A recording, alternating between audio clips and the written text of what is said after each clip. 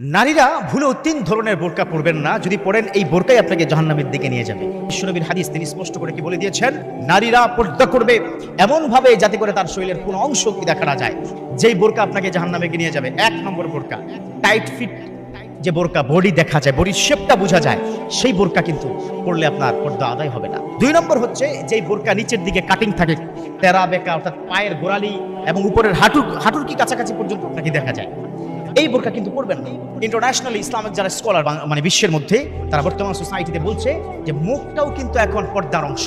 এই ফেসটা হচ্ছে বডির রাজধানী। এই ফেস দেখে বোঝা যায় সে কি সুন্দরী নাকি সুন্দরী না। সো ফেসটাকে আজকাল ঢেকে রাখতে তারা বলেছেন। 3 নম্বর হচ্ছে এমন বোরকা পরা যেই বোরকা একদম ঝিকঝাক চিকচিক করে, সিল্কি টাইপের বোরকা, বাইরে গেলে সূর্যের আলোতে প্রচুর পরিমাণ ঝকঝক চকচক করে যে বোরকাটা, সেই বোরকা আপনার পরবেন না। আল্লাহ পাক আমাদের মা বোনদের বুঝার মানার তৌফিক দান করুন, আমিন।